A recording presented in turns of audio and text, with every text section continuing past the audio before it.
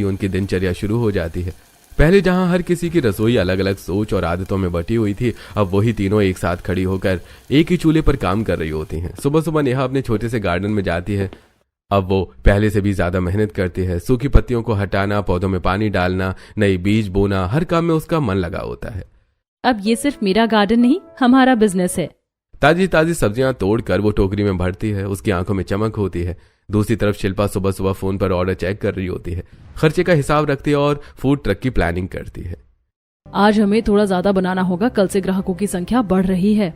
जो शिल्पा पहले सिर्फ ऑर्डर देना जानती थी, अब खुद हर चीज में हिस्सा लेने लगी है। वो सिर्फ मैनेजर नहीं बल्कि टीम का हिस्सा बन चुकी है। और दीपाली जो पहले रसोई से भागती थी, अब सबसे पहले किचन में खड़ी होती है। वो आटा गूंथ रही होती है, सब्जियां काट रही होती है और हर काम में पूरी लगन दिखा रही होती है।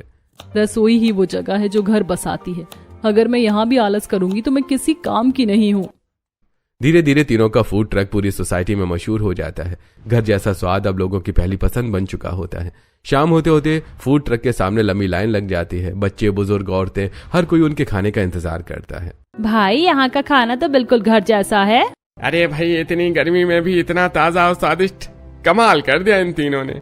दिन खत्म होता है और जब कमाई गिनी जाती है तो पहले से कई गुना ज्यादा होती है। शिल्पा और नेहा हमेशा की तरह सारे पैसे दीपाली के हाथ में रख देती हैं।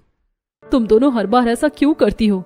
क्योंकि अभी तुम्हें इसकी सबसे ज्यादा जरूरत है। जब तुम पूरी तरह संभल जाओगी तब हम तीनों बराबर बराबर बांट लेंगे।